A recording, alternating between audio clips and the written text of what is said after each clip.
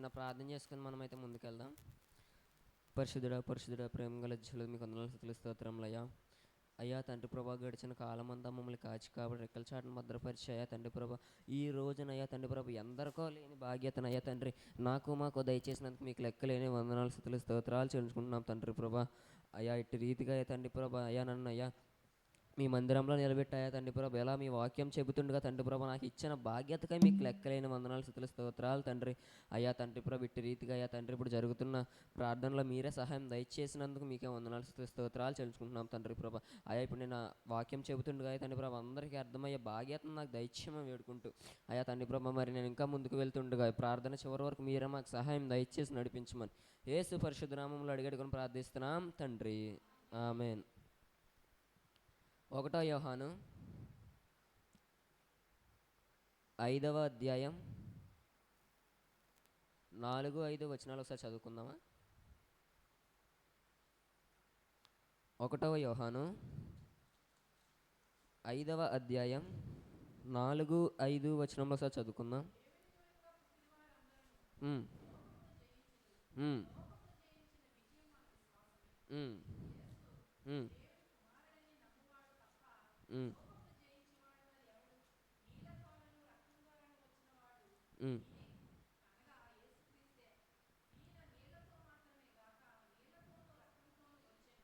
ఉమ్. చాలు చాలు చాలండి. ఇక్కడ ఏం చెప్తున్నారండి? 4వ అధ్యాయం నుంచి, దేవుడు మూలముగా పుట్టిన వారందరూ లోకమును జయించుదురు. లోకమును జయించిన విజయము మన విశ్వాసమే. యేసు దేవుని కుమారుని నమ్మువాడు తప్ప లోకమును జయించువాడు మరి ఎవడు? మనం లోకంలో ఎన్నో శోధనలు చూస్తూ ఉంటాం. మన మీదకి ఆ శోధన ఈ శోధన, మనం జస్ట్ బయటికి వెళ్తే చాలు ఈ ఎండ దెబ్బకే మనకు శోధన తగిలి తలనొప్పి వచ్చేస్తుంది. కానీ ఇక్కడ దేవుడు ఏం చెప్తున్నాడు? మనం ఆ శోధనలన్నిటినీ తట్టుకొని మనం ముందుకైతే వెళ్ళాలి. ఇక్కడ లోకం అంటే ఎక్కడో ఉంది అనుకోకూడదు. మనకేమో చెప్పారు, గురుజాడ అప్పారావు గారు చెప్పారండి, దేశం అంటే మట్టి కాదు, దేశం అంటే మనుష్యులు అని. ఎవరు చెప్పారు? గురుజాడ అప్పారు. అంటే మనం లోకంలో ఉన్న మట్టిని జయించడం కాదండి, లోక సంబంధమైన తలంపులు ఆలోచనలు విడిచి మరి లోకంలో సంచరించే మనుషుల యొక్క ప్రేరణలు, దేవుణ్ణి విడిచి తిరుగుతున్న ఎంతోమంది మనుషులు, వాళ్ళ వ్యక్తిత్వములు, వాళ్ళ ఆలోచనలు, వాటిని మనం దాటుకొని మనం దేవునిలోకి వెళ్ళాలి. ఫర్ ఎగ్జాంపుల్ ఇప్పుడు వాళ్ళే మన దగ్గరకు వచ్చారు, ఏదో మాయమాటలు చెప్తారు, మనల్ని దేవుడి నుంచి దూరంగా తీసుకెళ్ళి శోధనలో పడేస్తారు. వాళ్ళు బాగానే ఉంటారు, మనం దేవుణ్ణి నమ్ముకొని ఉన్నట్టుండి శోధనలోకి వెళ్తే మనకి ఎలాగుంటుంది? దేవుడు కూడా మనల్ని విడిచిపెట్టాడు అనుకోండి, ఇంక మనం ఏం చేయలేం. అందుకని మనం ఎప్పుడు కూడా దేవుడి తట్టే మనం ఉండాలి. మన దగ్గరికి ఎవరైనా వచ్చి అక్కడికి వెళ్దాం ఇక్కడికి వెళ్దామని తీసుకువెళ్తే వెళ్ళకూడదు. అంటే వెళ్ళొచ్చు, తప్పు కాదు. అది దేవుని మందిరంలో దేవుని పరిచర్య, దేవుని సేవ చేసే టైంలో మాత్రం మనం వెళ్ళకూడదు. అదే మనం శోధనలోకి వెళ్ళాం, మా ఫస్ట్ మార్గం ఇదే. మనం ఎప్పుడు కూడా దేవుని మార్గంలోనే ఎప్పుడు అనేది ఉండాలి. ఇక్కడ మన శోధన అంటే, ఇప్పుడు ఫర్ ఎగ్జాంపుల్ మనం రోజు ఎక్సర్సైజ్ చేస్తూ ఉంటున్నాం, అలాంటప్పుడు ఇంకా మన దగ్గరికి నిరాశ, ఆయాసం అలాంటివి మన దగ్గరికి వస్తాయా? మనం రోజు ఎక్సర్సైజులు చేసి, వాకింగ్లు చేసి, జాగింగ్లు చేసి అలా రోజు దృఢంగా ఉన్నామనుకో, నిరాశ మన దగ్గర దాకా వస్తాయి కానీ మన లోపలికి ఎప్పుడు వెళ్ళవు. అందుకు మనం ఏం చెయ్యాలి? రోజు ఎక్సర్సైజ్ గట్రా చేస్తాం. అలాగే మనం దేవుని దగ్గర కూడా నమ్మకంగా ఉండాలి. ఆయన్ని ఒకరోజు వచ్చి ఒకరోజు మోసం చేసి అలా చేసామంటే దేవుడు వదిలేస్తాడు. తర్వాత ఎంత పెద్ద శోధనలోకి వెళ్ళి పడతామో కూడా మనకు తెలియదు. ప్రజెంట్ మనం చూస్తున్నాం, 10th ఫెయిల్ అయిపోయారని ఇంట్లో అమ్మా నాన్నలను ఏదో చిన్న మాట అన్నారని వాళ్ళు ఏదో డిప్రెషన్లోకి వెళ్ళిపోయి, లేదంటే ఏదో మైండ్లోకి ఏదో ఆలోచనలు వచ్చేసి ఏ గోదావరి దగ్గరికి వెళ్ళి లేదంటే రైలు పట్టాల దగ్గరికి మనం చాలా న్యూస్లు చూస్తున్నాం కదా. అలా మనం ఎప్పుడు మాత్రం చేయకూడదు. ఎవరన్నా మన ఇంట్లో ఏమన్నా అంటే ప్రార్థన చేసుకోవాలి దేవునికి. మనం క్రిస్టియన్స్ మనం ప్రార్థన చేసుకుంటాం, హిందూస్ ముస్లిమ్స్ వాళ్ళ దేవునికి వాళ్ళు ప్రార్థించుకోవాలి.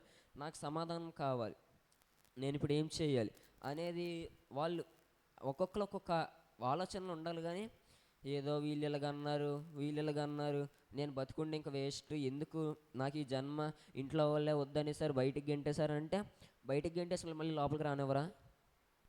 మొన్న మా నాన్నని బయటికి గెంటేశాడు. మళ్ళీ తిరిగి ఇంట్లోకి రారా మా నాన్న పిలిచాడు నన్ను. అలాంటిది ఎవరో ఒకరికి గెంటేస్తూనే ఉంటారు బయటికి. తిరిగి మళ్ళీ వాళ్ళే ఇంట్లోకి రమ్మంటారు, వాళ్ళే మాట్లాడతారు ఫస్ట్ మనతో. మనం 2 రోజులు మాట్లాడకపోతే తల్లిదండ్రులు అసలు ఉండలేరు. మనం వాళ్ళ కంటి ముందు లేకపోతే నువ్వు ఎక్కడికి వెళ్ళిపోయావు, మన దగ్గర ఫోన్ ఉంటే ఫోన్ చేయడం, లేదంటే ఫ్రెండ్స్ని అడగడాలు, చుట్టుపక్కల వాళ్ళని అడగడాలు, ఇవన్నీ చేస్తారు. అలాగని వాళ్ళు ఇప్పుడు మనల్ని వదలరు. ఏదో మనం తప్పు చేస్తే తిడతారు, సమర్థిస్తారు, మళ్ళీ వాళ్ళే దగ్గరికి వచ్చి బుజ్జకిస్తారు.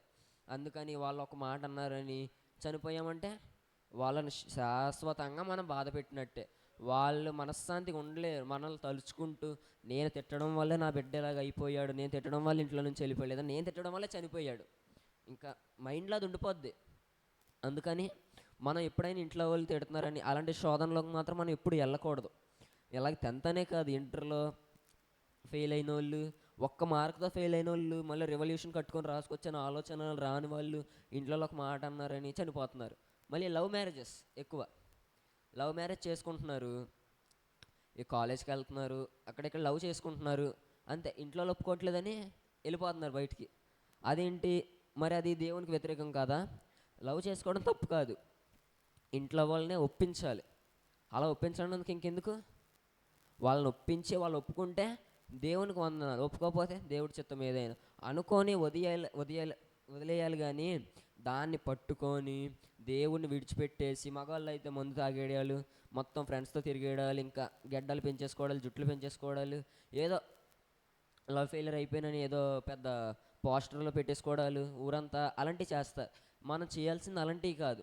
సరే వచ్చింది, నా జీవితంలోకి వచ్చింది, వెళ్ళిపోయింది. నా జీవితంలో ఉండాల్సింది యేసయ్య. వాళ్ళు ఎవరో మధ్యలో వచ్చారు, మధ్యలో వెళ్ళిపోతారు, జీవితాంతం మనతో ఉండరు, జీవితాంతం ఉండేది యేసయ్య అని మనం ఎప్పుడైతే అనుకుంటామో దేవుడు మనల్ని గట్టిగా పట్టుకుంటాడు. ఇక్కడ మనం ఈ శోధనని దాటాలంటే మన చేతిలో ఒక ఆయుధం ఉండాలి. ఏంటది? విశ్వాసం అనే ఆయుధం. మనం ఎవరి దగ్గరికి వెళ్ళినా, ఎంతమంది ముందైనా మనం ఎంత విశ్వాసంగా ఉంటామో అదే మన ధైర్యం. మన శోధనలోకి వెళ్ళకుండా ఉండే నమ్మకం అదే మనకి. అంతేగాని వెళ్ళిపోయాం, విశ్వాసం వదిలేసాం అంటే నమ్మకంగా లేం. ఎవరి దగ్గర ఎందుకు, దేవుడి దగ్గరే నమ్మకంగా ఉన్నాం మనం. ఏదో ఒక వారం వస్తాం, అయిపోయింది, ఇంకా అంతే. మళ్ళీ నమ్మకం ఏముంది, ఇంకా అంతకు మించి ఏముండదు. ఎప్పుడైనా సరే మనం దేవుని దగ్గర విశ్వాసంతో ఉండి ప్రార్థిస్తే మన శోధనలోకి వెళ్ళకుండా దేవుడు మనల్ని ఆపుతాడు. అంతేగాని ఏదో మనం రోజు అనుకుంటాం, ఏదో ఒక రోజు అనుకుంటాం, దేవుడు నన్ను దీవించాడు, నా మీద అభిషేకం కురిపించాడు, ఈ రోజు నుంచి నేను ఇలాగ ఉండాలి, ప్రతిరోజు ప్రార్థన చెయ్యాలి, బైబిల్ చదవాలి, దేవుని పాటలు నేర్చుకోవాలి, చర్చలు ఆరాధన చెయ్యాలి అని ఒక్క రోజు అనుకుంటారు. 2 రోజులు పాటిస్తారు, 3వ రోజు అయిపోయింది, ఇంకంతే. ఏంటి ఆ 2 రోజుల్లో దేవుడు మనల్ని దీవించేస్తాడా? పోనీలే, నమ్మకంగా ఉన్నాడు, దేవుడు చెక్ చేస్తాడు మనల్ని. ఎన్ని రోజులు నాతో ఇలాగ ఉంటాడు, నా వైపు ఎన్ని రోజులు విశ్వాసంతో నమ్మకంతో ఉంటాడు, దేవుడు కూడా చెక్ చేయాలి కదా. మరి దేవుడు ఒకరోజు మనం, లేదంటే ఒక నిమిషం, ఒక గంట, ఒక రోజు అలాగా దేవునిలో ఉంటే ఆశీర్వాదం వచ్చేదేమి. మనం దేవుని యందు నమ్మకంగా ఉండేదాన్ని బట్టి మనం ఎన్ని రోజులు ఉంటాం, ఎలాగ ఉంటాం, అసలు ఉంటామా దేవుని యందు నమ్మకంగా ఉండమా, లోకం సైడ్ ఉంటామా, వెళ్ళిపోండి, దేవుడు ఏమండవు. దేవుడు ఎక్కడ చెప్పాలో అలా చెప్తాడు. శోధనలోకి సాతాను గడు వచ్చి ఒకేసారి శోధనలోకి నెట్టేస్తాడు. తర్వాత ఇంకేముంది, అంతే, అయిపోయింది. ఇంక అంతకు మించి మన దారి ఇంకేముండదు. ఇప్పటికీ మనం ప్రార్థనలు చేస్తున్నప్పుడు, లేదంటే వాక్యం చెప్తున్నప్పుడు నిద్రలో చేస్తే అవుతాయిగా, అది కూడా ఒక రకంగా శోధనే. అలా కూడా మనం శోధనలోకి వెళ్ళకూడదు.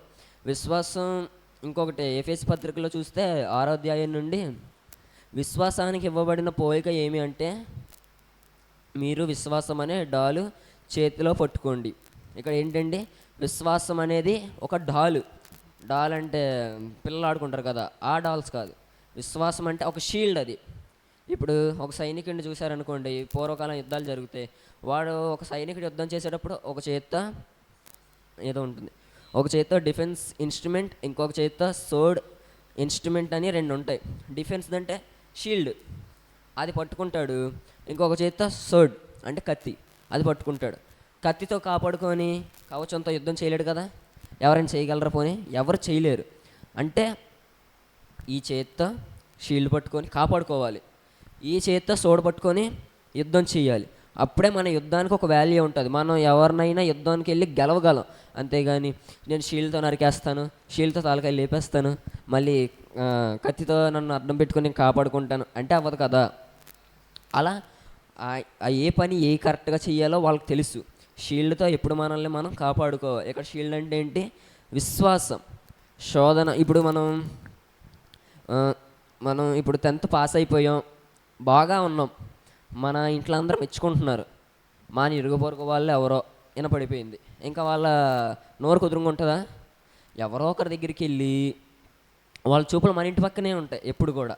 వీడు ఇలా పాస్ అయిపోయాడు, నా కొడుకు లేదంటే నా కూతురు ఇలాగ అయిపోయింది, వీళ్ళ బిడ్డ మాత్రం పాస్ అయిపోయాడు, ఏంటబ్బా నాకు ఇదేంటని చూపుల బాణాలు.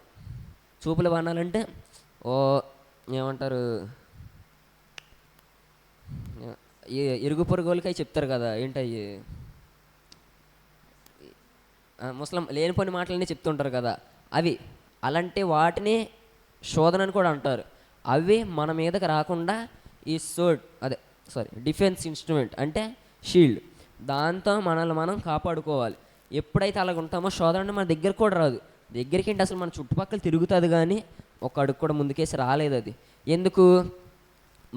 మన తట్టు ఎస్ఐ ఉన్నాడు కాబట్టి మన దగ్గరికి అవి రాలేవు. ఎప్పుడైతే మనం ఆ షీల్డ్ అంటే విశ్వాసం, ఆ విశ్వాసాన్ని వదిలేసి చదువు వదిలేసి ఏదో అలా అలా దేవుడు ఉన్నాడు మన మనసులో ఏదో పేరుకి అంతే. ఇప్పుడు ఇరుగు పొరుగులు మనకు తెలిసినట్టు ఎలాగుంటారు, దేవుడు కూడా అలా తెలుసున్నాడు మనకి అనుకొని వదిలేసామనుకో, సరే నువ్వు కూడా నాకు ఏదో తెలుసులే బాబు నువ్వు కూడా వెళ్ళిపో అని వదిలేసాడు అనుకో, ఇంకేం చేయాలి? మళ్ళీ తిరిగి వేసే దగ్గరికి వెళ్ళగలమా మనం? దేవా నన్ను క్షమించు అని బతిమాలుకుంటే వస్తాడు. అదే పదే పదే అలాగే చేస్తూ ఉంటే వస్తాడు దేవుడు, వెళ్ళిపో నువ్వు వద్దులే, నాకు నా బిడ్డలు బోల్డంత మంది ఉన్నారు, నువ్వు వెళ్ళిపో సాతాను దగ్గరికి వెళ్ళిపో అని వదిలేస్తాడు ఏదో ఒక రోజు కన్ఫామ్గా. అందుకని మనం ఏం చెయ్యాలి? విశ్వాసంతో ప్రార్థన చేయాలి. విశ్వాసంతో దేన్నైనా ఎదుర్కొనేటట్టు మనం ఉండాలి.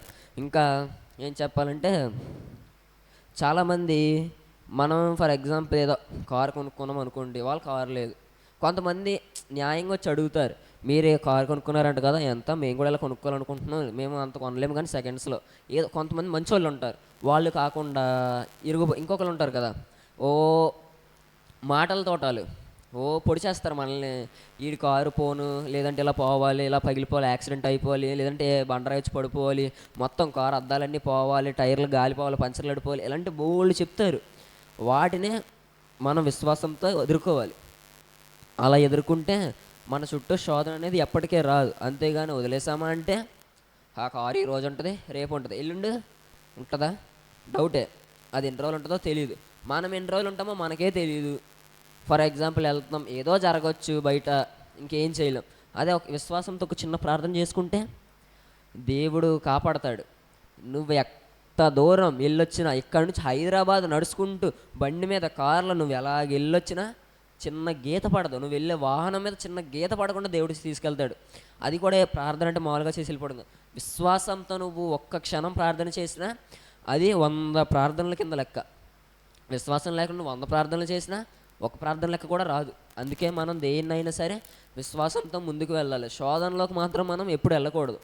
శోధన మనం బయటికి వెళ్ళినప్పుడు ఏ చెడు ఆత్మలు, చెడు శక్తులు మనకి కనబడుతూ ఉంటాయి. ఇంట్లో వాళ్ళు చెప్తారు చూడండి, అమావాస్య రోజు బయటికి వెళ్ళకండి అమ్మా, నిమ్మకాయలు తొక్కకండి అమ్మా, అవి కనబడితే, ముగ్గులు కనబడితే క్షుత్రపూజలు చేస్తూ ఉంటారు, దెయ్యాలు వస్తాయి, అవి వస్తాయి, ఇవి వస్తాయి, అయ్యి అని చెప్తారు కదా. వాటి జోలికి సరే వెళ్ళకండి చెప్పారు ఇంట్లో వాళ్ళు. ఫర్ ఎగ్జాంపుల్ ఏ తొక్కేసావు, శోధన నీలోకి వచ్చింది. అదే నువ్వు ఇంట్లో విశ్వాసంతో 5 నిమిషాలు ప్రార్థన చేసుకొని వెళ్తే ఆ నిమ్మకాయ ఏమని నేను చేయగలదా? ఇలా 2 చేతులు తీసి పక్కన పడేయచ్చు దాన్ని. అది మన జోలికి కూడా రాదు. ఎలాంటి దుష్టశక్తులు మన దగ్గరికి వస్తాయా? ఏమీ రావు కదా. అలాగే మనం మనల్ని కాపాడుకోవాలి. శోధనలు చూపుల బాణాలు అలాంటివి విసురుతాయి. కొంచెం బాగుంటే చూపుల బాణాలు అవి శోధనలోకి నెట్టకుండా మనం కాపాడుకోవాలి. అలాంటివన్నీ మనం చేయకుండా మన దగ్గర ఈ డాల్ అనే షీల్డ్ ఉండాలి.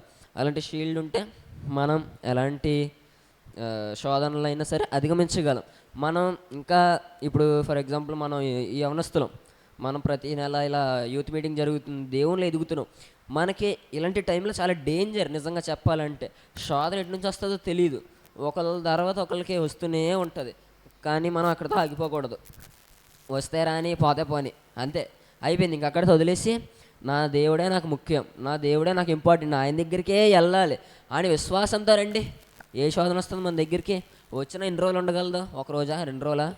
మనకు ఫీవర్ వస్తుంది, ఏమన్నా జీవితాంతం ఉండిపోద్దా? జలుబు వస్తుంది, జీవితాంతం ఉండిపోద్దా? ఉండవు. ఈరోజు వస్తే రేపు ఉంటాయి, ఎల్లుండి ఉంటాయి ఉండవో తెలియదు. మనం అంతే, ఏదైనా మన జీవితంలోకి వచ్చే ప్రతిదీ అంతే. మన దగ్గర జీవితాంతం ఉండేది ఒకే ఒక్కడు, ఆయన ఎవరో మన యేసయ్య. మనం ఎప్పుడు ఆయన కోసం మాత్రమే మనం జీవించాలి, లోకంలో ఉండే వాళ్ళ కోసం జీవించకూడదు. ఆయన తట్టు విశ్వాసంతో ప్రార్థన చేయాలి, నమ్మకంతో ప్రార్థన చేయాలి, యథార్థ హృదయంతో, సంపూర్ణ హృదయంతో ఆయన ఆరాధించాలి, ఆయన ప్రార్థించాలి. అంతేగాని వచ్చాం ప్రార్థన చేసాం వెళ్ళిపోయాం అంటే మాత్రం ఇక్కడ కుదరదు. మనం ఎప్పుడు కూడా దేవుని దగ్గరే ఉండాలి. అంటే మీ పనులు మానుకొని దేవుడి దగ్గరికి రమ్మని చెప్పట్లేదు. మీరు పనికి వెళ్తారు, లంచ్ బ్రేక్ వస్తుంది, ఎంత ఒక అరగంట గంట వేసుకోండి, దాంట్లో ఒక 10 నిమిషాలు ప్రార్థన కేటాయించండి. ఏమైపోద్ది? 10 నిమిషాలు పెద్ద మంటలు ఏమో, స్కూల్ ఏమీ అయిపోదు కదా, పోనీ ఆఫీస్లో ఏమి అయిపోవు కదా. మనం నుంచున్న చోటు నుంచి కదలకుండా కాసేపు అలా చెప్పులు పక్కన పెట్టేసి మోకాళ్ళు వేసో కూర్చోనో ఒక్క 10 నిమిషాలు ప్రార్థన చేసుకుంటే చాలు. పొద్దున్నే లేచినట్టున ఒక ప్రార్థన, తర్వాత తీరిగ్గా మన పనులన్నీ అయిపోయినా కాసేపు కూర్చొని ఒక ప్రార్థన, తర్వాత మళ్ళీ మనం ఏదో పనికి వెళ్తాం, అక్కడ కాసేపు తీరిక దొరికినాక ఒక ప్రార్థన, మళ్ళీ తర్వాత ఏ బ్రేక్స్ ఆకపోతే వస్తే ఒక ప్రార్థన, ఇంటికి వచ్చాక ఒక చిన్న ప్రార్థన, మళ్ళీ పడుకునే ముందు ఒక గంట 2 గంటల ముందు అటు ఇటు తిరుగుతాం కదా, అప్పుడు ఒక ప్రార్థన, పడుకునే ముందు ప్రార్థన. ఎన్ని ప్రార్థనలు వచ్చి ఇలా లెక్కేసుకుంటే చేస్తూనే ఉండొచ్చు. ప్రార్థన అనేది మనం ఆపే కొద్దీ మన దగ్గరికి శోధన అనేది వస్తుంది. మనం ఆపకుండా దాన్ని ఎదిరించగలిగితే గనక మనకంటే యోధులు ఎవ్వరు ఉండరు, మనకంటే బలవంతులు ఎవ్వరు ఉండరు. అట్టి బాధ్యత మనకి దేవుడు ఇచ్చాడు, కానీ మనం దాన్ని ఉపయోగించుకోం సరిగ్గా. మీ ముందుకు ఎంత శోధన వచ్చినా సరే నీలో విశ్వాసం ఉంది, కంపల్సరీగా ప్రతి ఒక్కరిలో ఉంటుంది, కానీ ఆ దేవుడు ఇచ్చాడు, మరి ఉపయోగించుకోవడం తెలియదు కదా. పోనీలే తెలియదు, దేవుడిని అడగాలి, దేవా నాకు ఇలా సమస్యలు ఉన్నాయి, నేను ఎక్కడ దాన్ని అధిగమించాలి, నేను ఎక్కడ దాన్ని ఉపయోగించుకోవాలి, నేను ఎక్కడన్నా ఇదో నమ్మకంగా ఉండాలి, ఎక్కడ ఎవరితో ఇలాగ ఉండాలి, ఎవరితో అలాగ ఉండాలి, ఎవరితో విశ్వాసంతో ఉండాలి, ఎవరితో స్నేహం చేయాలి, ఇవన్నీ దేవుణ్ణి అడగాలి. మనం దేవుణ్ణి అడిగితే ఆయన చెప్తాడు. కొంచెం లేటుగా అయినా సరే ఆన్సర్ వస్తుందా లేదా. మన ఎగ్జామ్స్ రాస్తాం, రిజల్ట్స్ మనకి 1 డేలో కావాలంటే అవ్వదు కదా. వాళ్ళ దగ్గరికి వెళ్ళి వాళ్ళు కరెక్షన్ చేసి వాటి మార్క్స్ బట్టి టాలీ చేసి మనకి మళ్ళీ గూగుల్లో మనం చెక్ చేసుకుంటాం, అలాగ లేదంటే రిజల్ట్స్ మనకు పంపిస్తారు, అలా చెక్ చేసుకుంటే అలాగా వస్తాయి కదా. టైం పడుతుంది, దేనికైనా సరే టైం అనేది ఖచ్చితంగా పడుతుంది. అలాగే దేవుని దగ్గరికి మన క్వశ్చన్ వెళ్ళి ఆయన మనం మనం అడిగే ఆన్సర్కి ఆయన మార్క్స్ వేసి దానికి రిజల్ట్ పంపించేదాకా కూడా మనం వెయిట్ చేయాలి. అలా వెయిట్ చేయకుండా అబ్బా నాకు రిజల్ట్స్ రావట్లేదు ఏంటి అని ఒక డిప్రెషన్లోకి వెళ్ళిపోయామనుకోండి, ఏం లేదు, ఇచ్చేదాకా ఆగకుండా మీ తొందర మీది, నాకు అది ఉంది ఇది ఉంది అని తొందరపడిపోతే దేవుడేం చేయలేడు. దేవుడు ఇచ్చేదాకా ఆగాలి. అందుకని ఇచ్చేదాకా ఆగుదామని ఒకసారి చేసి ఆపేస్తే ప్రార్థన విలువ లేదు.